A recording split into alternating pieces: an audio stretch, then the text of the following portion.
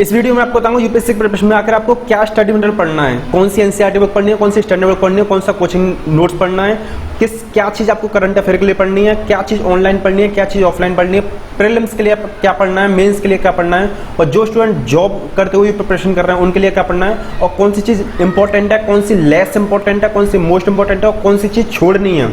ये सारी चीज़ आपको इस वीडियो में मिलेंगी। और सबसे इंपॉर्टेंट बात, आपको इस वीडियो में स्मार्ट स्टडी टिप्स मिलेंगे, इसलिए वीडियो को एक सेकंड भी स्किप मत करना। इस सिंगल वीडियो में आपको इन सारे क्वेश्चंस के आंसर पूरी तरह मिल जाएंगे, आपका कोई भी डाउट्स नहीं रहेगा। आपको कोई वीडियो देखनी जरूरत नहीं पड़ेगी, अकेली वीडियो काफ़ी रहेगी, ना किसी टॉपर की वीडियो देखनी जरूरत, ना किसी टीचर की वीडियो देखनी जरूरत। हज़ारों वीडियो एनालाइज करने के बाद में और जो मैं खुद फॉलो करता हूँ वो सारी चीज़ आपको इस वीडियो में प्रोवाइड कर रहा हूँ, इसलिए वीडियो को स्किप बिल्कुल मत करना वरना आपका नुकसान हो जाएगा। लास्ट वीडियो मैंने बताया था यूपीएससी की प्रिपरेशन में आखिर आंसर राइटिंग कैसे करनी है, उसके लिए मैंने 2 पार्ट बनाए थे, यूपीएससी सीरीज पार्ट 29 और यूपीएससी सीरीज पार्ट 30। आपने नहीं देखा तो इसके बाद में उस वीडियो को जरूर देख सकते हैं। कंप्लीट बुक लिस्ट जाने से पहले आपको स्ट्रक्चर बताता हूँ। आखिर यूपीएससी का स्ट्रक्चर क्या होता है आपको पता होगा। 3 स्टेज होते हैं, एक प्रीलिम्स, एक मेंस, एक इंटरव्यू। प्रीलिम्स में आपके 2 एग्जाम होते हैं, एक प्रीलिम्स में आपका जीएस का होता है, एक सीसेट का होता है। मेंस में आपके 9 एग्जाम होते हैं। पहला एग्जाम होता है आपका हिंदी, मेरी रीजनल लैंग्वेज हिंदी, इसलिए मैं हिंदी बोल रहा हूँ। आपको 22 लैंग्वेज होती हैं कॉन्स्टिट्यूशन की, उनमें से आप कोई भी लैंग्वेज लिख सकते हैं, तो हिंदी आपकी रीजनल लैंग्वेज होती है। सेकंड आपकी होती है एक कंपलसरी लैंग्वेज होती है, वो होती है इंग्लिश। थर्ड आपका ऐसे होता है, 4th, 5, 6, 7 ये आपका GS1, GS2, GS3, GS4 ये होता है। और पेपर 8 और पेपर 9 ये आपका होता है ऑप्शनल। इस सारे स्ट्रक्चर को मैंने यूपीएससी सीरीज पार्ट 1 में अच्छी तरह डिफाइन किया था क्या है क्या नहीं। तो आपको कुल मिलाकर ये बताना चाह रहा हूँ, प्रीलिम्स में आपके 2 एग्जाम, मेंस में आपके 9 एग्जाम। करते हैं पहले प्रीलिम्स के बारे में। तो प्रीलिम्स के पेपर 1 में जीएसपी के पेपर के बारे में बात करते हैं। उसमें पहले हिस्ट्री आता है, geography, economics, polity, environment, ecology, general science and current affair. ये 7 सब्जेक्ट होते हैं आपके प्रीलिम्स के GS1 में। सेम मेंस में पेपर आपके होते हैं, मेंस में हिंदी, इंग्लिश, ऐसे इसको अलग रखिए। जीएस के जो 4 पेपर होते हैं वो ये सारे 4 पेपर होते हैं, GS1, GS2, GS3, GS4। इनमें टोटल इतने सारे सब्जेक्ट आते हैं। आपको एक चीज़ बता दूँ, GS1 में आपके 4 पेपर, GS2 में 4 पेपर, GS3 में 5 पेपर और GS4 में, यहाँ वैसे तो मैंने 5 पेपर लिखा है लेकिन GS4 में आप केवल 2 पेपर लेके चलें, एक एथिक्स और एक अदर समझ लीजिए। तो GS4 का जो 4th पेपर है उसमें एक एथिक्स का पार्ट रखिए और जो पॉइंट 2, 3, 4 है, पॉइंट में मोरल वैल्यूज़ है, थिंकर्स हैं, एप्टीट्यूड है, इन सबको आप अदर्स में समझ लीजिए। यानी GS4 का जो पेपर है उसको 2% में डिवाइड कर लीजिए, एक एथिक्स और एक अदर। तो इस तरह से GS1 के 4 पेपर, GS2 के 4 पेपर, GS3 के 5 पेपर और GS4 के 2 पेपर, टोटल मिला के 15 सब्जेक्ट्स होते हैं जिनको मैंने यहाँ पर लिख रहा हूँ। इस तरीके से अगर सारे सब्जेक्ट को अगर कवर करते हैं, जो पेपर्स होते हैं हमारे उनके सब्जेक्ट देखते हैं। मैंने आपको कितने पेपर बताए, 2 स्टार्टिंग में होते हैं जो प्रीलिम्स में होते हैं और 9 एग्जाम्स होते हैं आपके मेंस में। तो कुल मिला के 11 पेपर होते हैं। उनमें कितने टोटल सब्जेक्ट होते हैं, पहला होता है आपका जीएस का, प्रीलिम्स में जीएस, मेंस में भी जीएस। तो GS 1, 2, 3, 4 उसमें आपके 15 सब्जेक्ट होते हैं। प्रीलिम्स का सेकंड जो पेपर होता है वो होता है आपका सीसेट का, उसमें आपके 3 सब्जेक्ट होते हैं। आगे पता पड़ेगा कौन कौन से सब्जेक्ट होते हैं। आपका थर्ड जो पेपर होता है जिसमें जो थर्ड में कैटेगरी डिवाइड किया वो आपकी हिंदी और इंग्लिश, ये आपके केवल आपके क्वालिफाइंग एग्जाम होते हैं। हिंदी मैंने रीजनल लैंग्वेज आपको बता दिया, आपके कोई भी हो सकते हैं। 4th आपका ऐसे जिसमें एक ही पेपर होता है और 5th होता है आपका ऑप्शनल। ऑप्शनल में आपके 2 पेपर्स होते हैं। तो इस तरह से आपके 23 सब्जेक्ट बनते हैं जो कि आपके पूरे 11 पेपर्स में, जो आपके 2 आपके प्रीलिम्स में होते हैं और 9 आपके मेंस में होते हैं। इस तरह से टोटल 11 पेपर्स में आपको 23 सब्जेक्ट होते हैं जो आपको पढ़ने होते हैं। तो सबसे पहले बात करते हैं हिस्ट्री के बारे में। तो हिस्ट्री में आपका हिस्ट्री का 5 पार्ट्स होते हैं। आपका एक एंशिएंट, एक मेडिवल, मॉडर्न, 4th होता है आपका पोस्ट इंडिपेंडेंस, 5th होता है आपका वर्ल्ड हिस्ट्री। तो इस तरह से आपके ये 5 सब्जेक्ट होते हैं जिनमें से आपको ये बताऊंगा, अगर आप कम टाइम में स्मार्ट वर्क के साथ में हिस्ट्री को पढ़ना चाहते हैं उसके बारे में बताऊंगा। अगर आप ये एक लॉन्ग टर्म से पढ़ना चाहते हैं, अगर आपका हिस्ट्री ऑप्शनल है तो आप अपनी रणनीति दूसरी बना सकते हैं। तो एंशिएंट के बारे में बात करते हैं। एंशिएंट और मेडिवल में आपको कोई भी एनसीईआरटी वगैरह पढ़ने की जरूरत नहीं है, केवल एक चीज़ पढ़िए। पूनम दलाल दहिया की एक बुक आती है, हिस्ट्री और मॉडर्न दोनों को, हिस्ट्री और मेडिवल दोनों कवर कर देती है। पूनम दलाल दहिया की बुक काफ़ी अच्छी बुक है। या आप किसी कोचिंग के स्टडी मटेरियल को पढ़ सकते हैं एंशिएंट और मेडिवल हिस्ट्री को कवर करने के लिए। बाजीराम का काफ़ी अच्छा है तो बाजीराम का पढ़ सकते हैं। मॉडर्न के लिए आप एक स्पेक्ट्रम बुक आती है उसको पढ़ सकते हैं। पोस्ट निम्नलिखित इसके लिए पढ़ने की जरूरत नहीं है। 5th जो होता है आपका वर्ल्ड हिस्ट्री के लिए बाजीराम या विजन का किसी का नोट्स पढ़ सकते हैं। अब अगर आपको इन सब को पढ़ने के बावजूद अगर आप पेपर को अटेंड नहीं कर पाते हैं, पेपर में ऐसा लगता है कि मेरा कुछ छूट रहा है, तो आप 6 से लेकर 12 तक की एनसीईआरटी पढ़ सकते हैं। वरना आपको हिस्ट्री की एनसीईआरटी ज़्यादा आपको प्रॉफिटेबल होती नहीं है, तो हिस्ट्री की ज़्यादा पढ़ने में अपना टाइम वेस्ट ना करें। ये मैं आपको स्मार्ट स्टडी टिप बता रहा हूँ, इस चीज़ को दोबारा दिमाग में देना, क्योंकि इसका मार्क्स वेटेज इतना होता नहीं जितना आप पढ़ते हैं। आप पूरा टाइम इसी में बर्बाद कर देते हैं, इतना इसमें लगा देते हैं, नोट्स इकट्ठे हो जाते हैं। तो इसलिए मैंने जो आपको बुक बताई है इनको पढ़ लेना।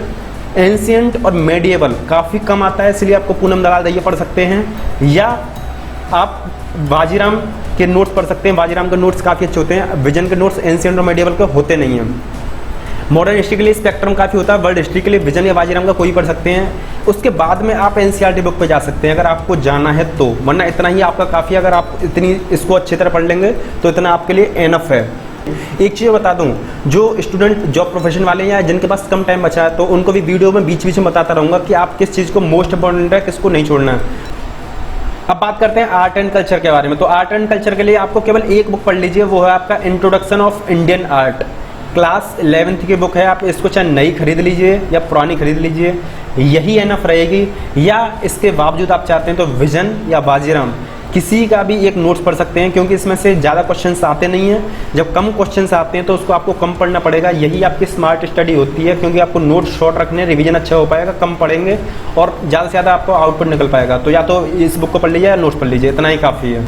अब बात करते हैं ज्योग्राफी के बारे में। तो ज्योग्राफी में आपको क्लास 6 से लेकर 12 तक की एनसीईआरटी सबसे पहले इनको पढ़ना है। तो क्लास 6 और 7 की एनसीईआरटी होती है, वो आपकी बिल्कुल बेसिक होती हैं। अगर आपको बिल्कुल भी इन्फॉर्मेशन नहीं है ज्योग्राफी के बारे में, आखिर क्या होता है क्या नहीं होता है, तो आप उसको पढ़ सकते हैं। अदरवाइज आपको खुद कुछ जानकारी है, कुछ आप पढ़ चुके हैं पहले, तो ये आपकी चॉइस है। लेकिन स्टार्ट कर सकते हैं क्लास 6 7 की। 8 से लेकर 10 तक की इंपॉर्टेंट होती है, और क्लास 11 12 की मोस्ट इंपॉर्टेंट होती हैं, जिनको आप बिल्कुल नहीं छोड़ सकते। तो जो जॉब प्रोफेशन वाले स्टूडेंट हैं वो क्लास 8 से लेकर 12 तक की एनसीईआरटी पढ़ लें ज्योग्राफी की। इसके बाद में आपको कोई स्टैंडर्ड बुक पढ़ने की कोई जरूरत नहीं है। अगर फिर भी आपको एडिशनल कुछ पढ़ना चाहते हैं तो जेसी लॉन्ग नाम की एक बुक आती है, शायद लॉन्ग की स्पेलिंग गलत हो गई यहाँ पे, उनकी बुक आती है। तो उसके लिए आप कुछ टॉपिक के लिए आप ज्योग्राफी को पढ़ सकते हैं। अदरवाइज अगर आपके पास कम टाइम है, जॉब प्रोफेशन वाले स्टूडेंट या जिनके पास कम टाइम है, तो उन स्टूडेंट्स के लिए बता दूं क्लास 8 से लेकर 12 तक की एनसीईआरटी पढ़ने ज्योग्राफी के लिए इतना इनफ है। उसके अलावा आपको एक्स्ट्रा कुछ पढ़ने की जरूरत नहीं है। ज्योग्राफी की एनसीईआरटी कवर करने के बाद में अगर आपको ऐसा लगता है कि मेरा पेपर कंप्लीट नहीं हो पा रहा, मैंने जो प्रिपरेशन करी है मैं ज़्यादा अटेंड नहीं कर पा रहा हूँ, तो आप जीसी लॉन्ग से कुछ टॉपिक पढ़ सकते हैं या उसको कंप्लीटली पढ़ सकते हैं। अदरवाइज एनसीईआरटी इनफ होती है। आप अपने सोर्स को जितना लिमिटेड रखेंगे उतना अच्छा रिवीजन कर पाएंगे, उतने कम नोट्स बनेंगे, उतनी आपकी परफेक्ट स्टडी होगी। इसलिए मैं आपसे कह रहा हूँ कि एनसीईआरटी ज्योग्राफी के लिए एनफ है। जेसी लॉन्ग आपके ऊपर डिपेंड करता है, आप उसको बाद में पढ़ते हैं या नहीं। अब बात करते हैं इकोनॉमी के बारे में। तो देखिए इकोनॉमी में सबसे पहले आपको एनसीईआरटी पढ़नी क्लास 9 से लेकर 12 तक की। क्लास 6 7 8 की एनसीईआरटी इकोनॉमी की होती नहीं है, तो आप क्लास 9 से लेकर 12 तक की एनसीईआरटी आपको पढ़नी है, जिनमें सारी एनसीईआरटी इंपॉर्टेंट है। आप चाहे जॉब प्रोफेशनल स्टूडेंट हैं या जनरल स्टूडेंट हैं, आपको सारी एनसीईआरटी पढ़नी है, आपको किसी को भी लीव नहीं करना है। लेकिन एक चीज़ याद रखनी है, क्लास 12 में 2 एनसीईआरटी होती हैं, एक माइक्रो एक मैक्रो। तो आपको माइक्रो इकोनॉमिक्स नहीं पढ़नी है। Don't read micro economics of class 12 for economy, क्योंकि वो ज़्यादा इंपॉर्टेंट नहीं होती। ये स्मार्ट स्टडी टिप है ज्योग्राफी के लिए, आपको इसमें नहीं पढ़ना है। और स्टैंडर्ड बुक आपको कौन सी पढ़नी है? तो देखिए स्टैंडर्ड बुक आपको कई सारी होती हैं, जिनमें रमेश सिंह की काफ़ी अच्छी बुक होती है, लेकिन उससे भी अच्छी बुक होती है श्री राम IAS की। उनके नोट्स होते हैं श्री राम IAS के, जो आपके स्पायरल में आपके अभी तक सेल हो रहे थे, लेकिन उनकी एक बुक भी आ गई उसका रिव्यू कर दूंगा अगर आप बोलते हैं तो आप श्री राम IAS के नोट्स पढ़ लीजिए, वो काफ़ी बेस्ट हैं। अगर फिर भी आपको ऐसा लगता है कि मुझे वो नोट्स नहीं पढ़ने, तो आप रमेश सिंह की बुक पढ़ सकते हैं, वो बुक काफ़ी बेस्ट बुक है। तो आपको ये बताना चाहूँगा, माइक्रो को मत पढ़ना और श्री राम IAS पढ़ लेना, ये स्मार्ट स्टडी टिप है फॉर इकोनॉमी। अब बात करते हैं पॉलिटी के बारे में। तो क्लास 6 से लेकर 12 तक की आपको पॉलिटी पढ़नी है एनसीईआरटी से, लेकिन आपको एक चीज़ जानकारी रखनी पड़ेगी, जो क्लास 6 से लेकर 12 तक की पॉलिटी है उसमें काफ़ी ज़्यादा चीज़ कॉमन है। हिस्ट्री, ज्योग्राफी, इकोनॉमिक्स, इन चारों सब्जेक्ट में पॉलिटी ही ऐसा सब्जेक्ट है जो सबसे ज़्यादा कॉमन आता है। तो आप क्लास 6 से लेकर 12 तक की पढ़ लीजिए, लेकिन क्लास 6 और 8 के आप छोड़ सकते हैं, वो आपके चॉइस के ऊपर है। क्लास 9 10 के भी छोड़ सकते हैं, ये आपके ऊपर है, क्योंकि मैं आपको बोल चुका हूँ ये काफ़ी ज़्यादा कॉमन सब्जेक्ट होते हैं, कॉमन टॉपिक होते हैं, कॉमन आपके चैप्टर्स आते हैं जो आपके काफ़ी कॉमन होते हैं पॉलिटी में। ये आपके स्मार्ट स्टडी टिप है पॉलिटी के लिए। तो आप जो क्लास 11 और 12 की होती है मोस्ट इंपॉर्टेंट होती है, जिनको आप नहीं छोड़ सकते। और स्टैंडर्ड बुक आती है लक्ष्मीकांत करके, लक्ष्मीकांत नाम होता है पॉलिटी के लिए, जिसको आपको पढ़ना है, यही काफ़ी है इसके लिए। तो आपको एक चीज़ बता दूं, काफ़ी ज़्यादा कॉमन चीज़ आती हैं। तो आप क्लास 6 से लेकर 12 तक पढ़ना चाहते हैं तो पढ़ लीजिए। जॉब प्रोफेशनल स्टूडेंट क्लास 11 12 की पढ़ लें, उतना ही काफ़ी है। अब बात करते हैं कौन कौन से सब्जेक्ट स्टैटिक होते हैं और कौन कौन से सब्जेक्ट डायनेमिक होते हैं। स्टैटिक का मतलब जो काफ़ी कम चेंज होते हैं, चेंज तो होते हैं, उन लोग करंट अफेयर से रिलेटेड चीज़ आती हैं, लेकिन काफ़ी ज़्यादा उनका पार्ट होता है वो फिक्स होता है। जैसे आपका हिस्ट्री हुआ, ज्योग्राफी हुआ, इकोनॉमी हुआ, पॉलिटी हुआ, ये 4 सब्जेक्ट ऐसे होते हैं जो आपके काफ़ी कम चेंज होते हैं। आपका स्टैटिक पार्ट इनमें फिक्स रहेगा और इसमें आपको डायनेमिक चीज़ भी पढ़नी होती हैं जिनको आप करंट अफेयर से पढ़ सकते हैं। आगे आपको बताऊंगा वीडियो में कौन कौन से करंट अफेयर आपको उनके पढ़ने पड़ती हैं। तो आपको हिस्ट्री, ज्योग्राफी, इकोनॉमिक्स, पॉलिटिक्स, इनके लिए मैंने आपको एनसीईआरटी बता दी, स्टैंडर्ड बुक बता दी। तो ये आपका स्टैटिक पार्ट होता है, ठीक है। स्टैटिक पार्ट बिल्कुल 100% स्टैटिक में समझना, 70-60% 80% आपका स्टैटिक रहता है। उसके बाद में डायनेमिक आ जाता है, डायनेमिक जिसको करंट अफेयर से कवर किया जाता है। अब बात करते हैं यूपीएससी के डायनेमिक सब्जेक्ट्स के बारे में, जो कम्प्लीटली डायनेमिक होते हैं। इनके लिए ना तो आपको कोई एनसीईआरटी बुक पढ़नी, ना स्टैंडर्ड बुक पढ़नी, ध्यान रखना इस चीज़ को, ना कोई एनसीईआरटी बुक पढ़नी, ना स्टैंडर्ड बुक पढ़नी। आपको इनके लिए कोचिंग के नोट्स पढ़ने हैं, या तो आप विजन के पढ़ सकते हैं या बाजीराम के पढ़ सकते हैं, दोनों के नोट्स अच्छे होते हैं, लेकिन मैं रिकमेंड करूँगा आप विजन के पढ़िए, वो ज़्यादा बेटर है। आपको एक चीज़ बता दूँ, सोसाइटी हुआ, गवर्नेंस हुआ, सोशल जस्टिस हुआ, इंटरनेशनल रिलेशनशिप हुआ। फिफ्थ जो सब्जेक्ट आता है वो आता है आपका एनवायरनमेंट, 6th हुआ आपका इंटरनल सिक्योरिटी, 7th हुआ आपका डिजास्टर मैनेजमेंट, 8th हुआ आपका साइंस एंड टेक्नोलॉजी। तो ये आपका 8 सब्जेक्ट होते हैं जो जिनका कंप्लीटली पार्ट 90% पार्ट, 80% पार्ट जो आपका डायनेमिक होता है, 20% पार्ट होता है जो आपके स्टैटिक होता है, यानी आप जिनसे कंसेप्ट को पढ़ सकते हैं। तो जिनके लिए आप कोचिंग के नोट्स पढ़ लीजिए, या आपको मैं एकदम स्मार्ट स्टडी टिप बता रहा हूँ जो आपके लिए एकदम बेनिफिशियल रहेगी। विजन का आप रिकमेंड कर सकते हैं, बाजीराम का भी कर सकते हैं, दोनों बेटर हैं, विजन का ज़्यादा बेटर है। अब बात करते हैं जो डायनेमिक सब्जेक्ट्स होते हैं, उन डायनेमिक सब्जेक्ट्स के लिए कौन कौन सा मटेरियल आपको पढ़ना होता है। तो पहला होता है आपका करंट अफेयर्स। करंट अफेयर्स में आपका न्यूज़पेपर आ जाता है, आपकी मैगजीन्स आ जाती हैं, आपकी कुछ वेबसाइट आ जाती हैं। तो करंट अफेयर के लिए आपको न्यूज़पेपर कैसे पढ़ना है, मैगजीन्स कैसे पढ़नी है, इन सब के लिए मैं यूपीएससी सीरीज आपको बना चुका हूँ, आपको बता रहा हूँ। अगर आप हमारे चैनल पर पहली बार आए हैं तो आपको बता दूँ, यूपीएससी सीरीज मैंने बनाई है, इसमें पार्ट 1 से लेकर 30 तक 1 बाय 1 आपके सारे क्वेश्चंस के डाउट आपके उसमें क्लियर हो जाएंगे, सारी प्रॉब्लम्स के आंसर आपको मिल जाएंगे। तो न्यूज़पेपर कौन सा पढ़ना है, इंग्लिश वाले स्टूडेंट द हिंदू पढ़ सकते हैं, मैगजीन्स योजना हिंदी इंग्लिश दोनों में आती है, और हिंदी वाले स्टूडेंट न्यूज़पेपर में आप दैनिक जागरण पढ़ सकते हैं, वो काफ़ी बढ़िया है। अगर आपको इनके बारे में स्पेसिफिक वीडियो चाहिए तो आप यूपीएससी सीरीज को देख सकते हैं, इनमें मैंने सबको ठीक से बताया है। अब वेबसाइट, जो आपकी वेबसाइट होती है वो आपके पीआईबी काफ़ी इंपॉर्टेंट होती है, और भी काफ़ी इंपॉर्टेंट वेबसाइट होती हैं जिनको मैंने बताया यूपीएससी सीरीज पार्ट 15 में बताया अच्छी तरह से, उनको आप जाकर देख सकते हैं। और जो सेकंड चीज़ पढ़नी होती है वो होती है आपका किसी भी कोचिंग का नोट्स, विजन का या बाजीराम, दोनों में से कोई पढ़ सकते हैं, लेकिन विजन का काफ़ी बेस्ट होता है। अगर आपको ये जानना है कि दोनों में से कौन से बेस्ट नोट्स होते हैं तो इसके ऊपर मैं कंपेरिजन कर चुका हूँ, आप चैनल पर जाकर उसको कंपेरिजन को देख सकते हैं। अब बात करते हैं एनवायरनमेंट के बारे में। तो देखिए, एनवायरनमेंट का जो टॉपिक होता है वो आपका केवल करंट अफेयर से ज़्यादा रिलेटेड आता है। तो आप अगर उसके लिए किसी कोचिंग का नोट्स पढ़ लीजिए, ठीक है। कोचिंग का नोट्स पढ़ने के बाद में करंट अफेयर को आपको ठीक से पढ़ना है, इतना ही काफ़ी है। आपको एक बुक आती है शंकर आईएएस की, उसको केवल तभी पढ़ें जब आपको ज़रूरत रियली में फील हो। पेपर को अटेंड करेंगे, आप पेपर अटेंड कर पा रहे हैं किसी कोचिंग का नोट्स पढ़ के और करंट अफेयर को पढ़ के, तो आप शंकर आईएएस की बुक को बिल्कुल ना पढ़ें। मैं नहीं कहूँगा कि आप अपने स्टडी मटेरियल को ज़्यादा बढ़ाएं, तो आपको फिर बता दे रहा हूँ उस चीज़ को। शंकर आईएएस की बुक को आप केवल तभी पढ़ें जब आपको रियली में फील हो, वरना करंट अफेयर और आपके जो किसी कोचिंग का नोट्स होता है वही एनफ होता है। सेम कंडीशन होती है आपकी साइंस के लिए। जो जनरल साइंस होती है, ये क्लास 6 से लेकर 10 तक की स्टूडेंट एनसीईआरटी पढ़ते रहते हैं, उसको साइंस की एनसीईआरटी आपको नहीं पढ़नी है।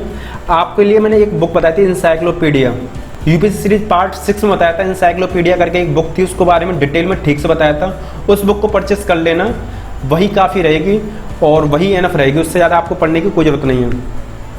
एक चीज़ बता दूँ, क्लास 12th की आपको वो आती है बायोलॉजी, उसमें क्लास 12th की बायोलॉजी आती है, उसके केवल 4 चैप्टर इंपॉर्टेंट होते हैं। तो आप उनको यूट्यूब वीडियो से देख सकते हैं, किसी कोचिंग नोट से देख सकते हैं, या इंसाइक्लोपीडिया उसको कवर कर देगी, आप उसको कहीं से भी कवर कर सकते हैं। तो ये था पूरा एनवायरनमेंट का सेक्शन, जिसके लिए शंकर आईएएस की बुक को पढ़ते हैं स्टूडेंट, उसको ना पढ़ें। जो साइंस की बुक पढ़ते हैं स्टार्टिंग में उनको भी ना पढ़ें। उन सारी बुक्स को आप लीव कर सकते हैं और अपनी स्मार्ट स्टडी को बरकरार रख सकते हैं। कम स्टडी करेंगे, कम रिवीजन करना पड़ेगा, कम प्रेशर होगा, अच्छा मार्क्स आएंगे। कम पढ़ के ज़्यादा देना है आपको। तो हिस्ट्री, ज्योग्राफी, इकोनॉमिक्स, पॉलिटी के लिए अभी तक मैंने कौन कौन सी चीज़ें आपको बताई हैं, कौन कौन सी बुक बताई हैं, उनके लिए एक फाइनल लिस्ट बता देता हूँ। तो हिस्ट्री के लिए आपको कुछ एनसीईआरटी बताएंगे, कौन सी आपको पढ़नी है, कौन सी नहीं पढ़नी है। 2 स्टैंडर्ड को बताएंगे, एक पूनम दलाल दैया और एक स्पेक्ट्रम। उसके बाद में कोचिंग नोट्स। सेकंड चीज़ ज्योग्राफी के लिए आपको केवल एनसीईआरटी बुक बताएंगे, स्टैंडर्ड बुक आपके चॉइस के ऊपर, आप उसको पढ़ना चाहते हैं तो पढ़िए, वरना नहीं पढ़ना चाहते तो मत पढ़िए, कम टाइम है तो बिल्कुल मत पढ़िए। जो थर्ड चीज़ है वो इकोनॉमी के लिए एनसीईआरटी बताइए और एक बुक बताई है श्री राम IAS की, उसको पढ़ सकते हैं या रमेश सिंह की पढ़ सकते हैं, श्री राम IAS बेस्ट है। फोर्थ जो है वो आपका पॉलिटी के लिए एनसीईआरटी बता दी है। डायनेमिक के बारे में बात करते हैं। डायनेमिक के बारे में आपको कोचिंग के नोट्स पढ़ने हैं। तो ये थी वो फाइनल लिस्ट जो मैंने जीएस पेपर 1, 2, 3, 4 के बारे में बताया। तो जीएस पेपर 1, 2, 3, 4 में ही आपके प्रीलिम्स के 7 जो सब्जेक्ट होते हैं वो सारे के सारे कवर हो जाते हैं। तो प्रीलिम्स के लिए आपको अलग से कुछ भी पढ़ने की ज़रूरत नहीं है। अगर आप इनको पढ़ लेते हैं तो आपका प्रीलिम्स ऑटोमेटिक प्रिपेयर हो जाएगा। अभी तक जो आपको स्टडी मटेरियल बताया वो बताया था प्रीलिम्स के जीएस के लिए और मेंस के जीएस के लिए। तो जो प्रीलिम्स का सेकंड पेपर होता है वो होता है आपका सीसेट का। उस पेपर के लिए आपको क्या चीज़ पढ़नी है, क्या चीज़ नहीं पढ़नी है। तो सीसेट के पेपर में आपके 3 सब्जेक्ट होते हैं। पहला आपका रीजनिंग, सेकंड आपका मैथमेटिक्स, थर्ड आपका इंग्लिश। इन 3 सब्जेक्ट्स के लिए आपको करीब 3 बुक्स पढ़नी होती हैं। तो सीसेट के लिए आपको एक स्मार्ट स्टडी टिप बताता हूँ। किसी भी बुक पढ़ने से पहले, चाहे रीजनिंग की हो, मैथ की हो, इंग्लिश की हो, उससे पहले आप पिछले 5 साल के पेपर देखना, उसके हिसाब से अपने आप अनुमान लगाना, अपने आप से एस्टिमेट करना कि कौन सी चीज़ टफ लग रही है मुझे, कौन सी नहीं लग रही है। क्योंकि ये पेपर आपका क्वालिफाइंग होता है, 33% मार्क्स लाने होते हैं। तो आपको उसी हिसाब से इसकी प्रिपरेशन करनी है। ज़्यादा अच्छी तरह से बुक नहीं पढ़नी है, क्योंकि क्वालिफाइंग एग्जाम है। तो उसी हिसाब से पढ़ें कि इतने में आपका क्लियर हो जाए। 33% लाने हैं, आप 40% भी किसी में गेन कर रहे हैं, 45 गेन कर रहे हैं, तो उसके बाद में आप सीसेट को छोड़ सकते हैं। पिछले 5 साल के पेपर एनालाइज करिए, उसके बाद में रीजनिंग के लिए, मैथ के लिए, इंग्लिश के लिए, उसके बाद में अपने अकॉर्डिंग बुक परचेस कर सकते हैं। ये आपके ऊपर डिपेंड करता है। और जो स्टूडेंट जॉब प्रोफेशन में हैं वो इस चीज़ को ठीक से ध्यान दें, या जिनके पास कम टाइम बचा है वो इस चीज़ को ठीक से ध्यान दें। सीसेट को तभी बुक परचेस करें, तभी खरीदें, तभी पढ़ें जब आपको ऐसा लगता है कि मुझे इसको पढ़ने की वाकई में ज़रूरत है। अब सीसेट के बाद में, जैसे कि सीसेट को आपको एनालाइज करना है, उसके बाद ही बुक पढ़नी है। उसी तरह से आपके 2 पेपर्स होते हैं जो आपके लैंग्वेज के होते हैं, जिनमें से मेरी लैंग्वेज है। अकॉर्डिंग टू कॉन्स्टिट्यूशन आपके 22 लैंग्वेज होती हैं, जिनमें से आप कोई भी चूज कर सकते हैं अपने एरिया के हिसाब से, अपने क्षेत्र के हिसाब से जो आपकी बोली जा रही है। तो मेरी लैंग्वेज हिंदी है, इसलिए मैंने यहाँ पे हिंदी लिखा है। इंग्लिश कंपलसरी है, इसको सबको पढ़ना है। तो जिस तरह से आपको सीसेट की पहले से बुक नहीं परचेस करनी है, पेपर एनालाइज करने के बाद में बुक परचेस करनी है, उसी तरह से आपको हिंदी और इंग्लिश की भी बुक परचेस नहीं करनी है।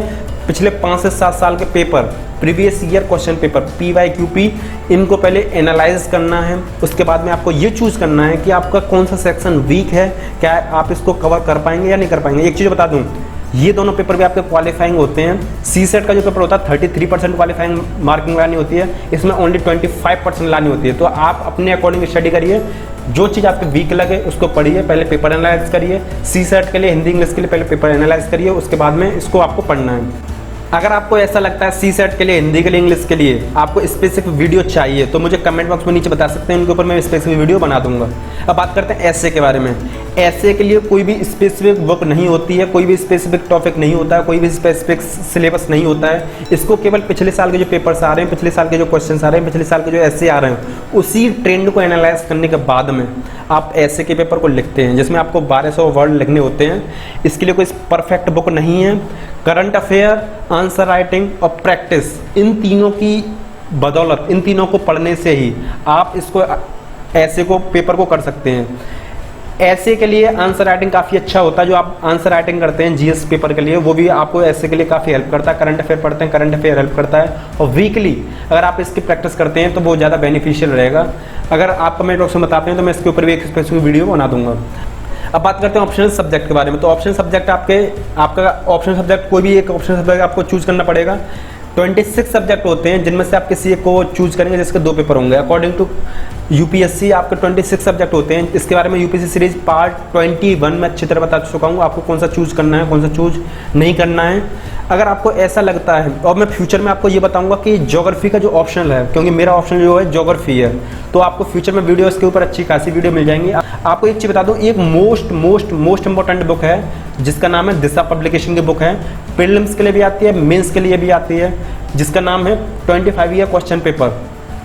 प्रीवियस ईयर क्वेश्चन पेपर होते हैं। ये इतनी बेहतरीन बुक है, आप इसको पढ़ने के बाद में आपको ये सारी जानकारी, इन्फॉर्मेशन लग जाएगी कि कैसा ट्रेंड आता है, कैसे क्वेश्चन आते हैं, क्या चीज़ इंपॉर्टेंट है, क्या चीज़ इंपॉर्टेंट नहीं है। इस बुक को आप बिल्कुल परचेज करिए।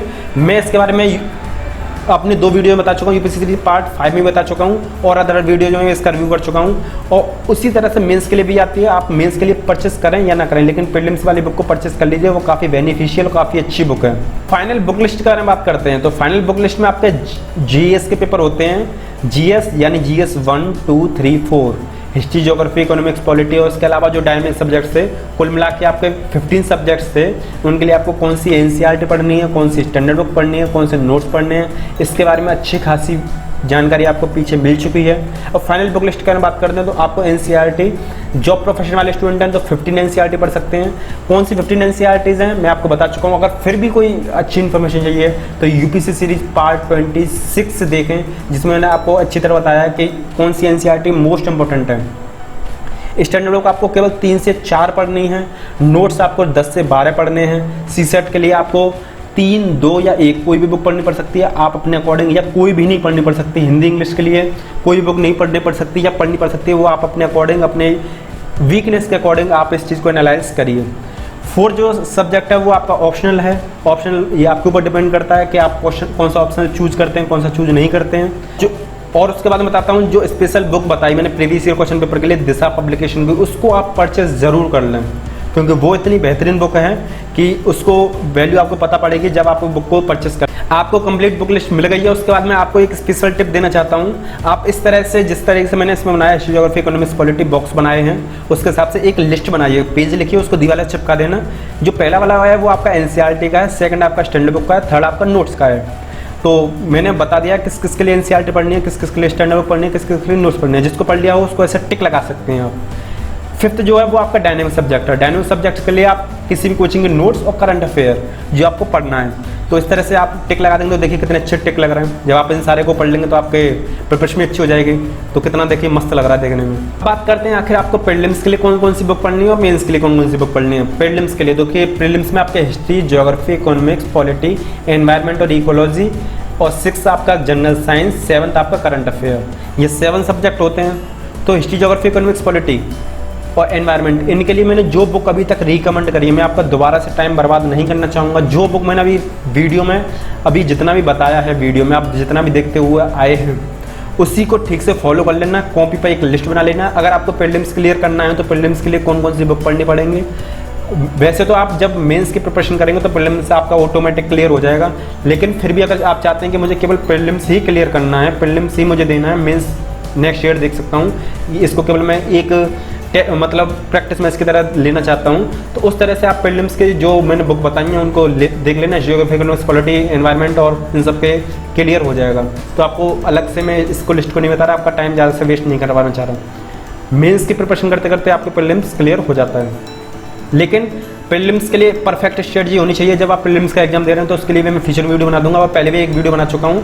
लेकिन जब आप अच्छी तरह से दिमाग का इस्तेमाल करेंगे तो आप बुक को डिफाइन कर लें, प्रैक्टिस करें, उतना ही एनफ रहेगा।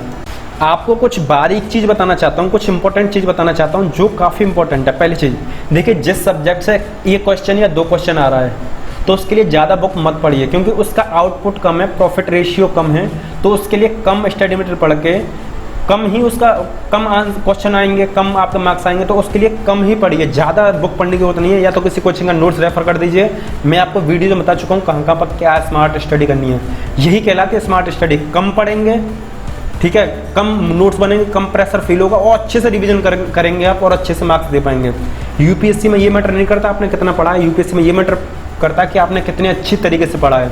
अपने सोर्स को लिमिटेड रखिए, तभी आप अच्छे से उसको प्रिपेयर कर पाएंगे। सिंपल रखिए, लिमिटेड रखिए, ज़्यादा से ज़्यादा रिवीजन हो पाएगा। दूसरी चीज़, क्वेश्चंस जो होते हैं जिनमें से कम क्वेश्चन पूछ जाते हैं, उनके थीम्स को पकड़ने की कोशिश करें कि इस टाइप के क्वेश्चन आए हैं और इसी टाइप के क्वेश्चन आएंगे, मुझे इसके लिए ज़्यादा बुक पढ़ने की जरूरत नहीं है।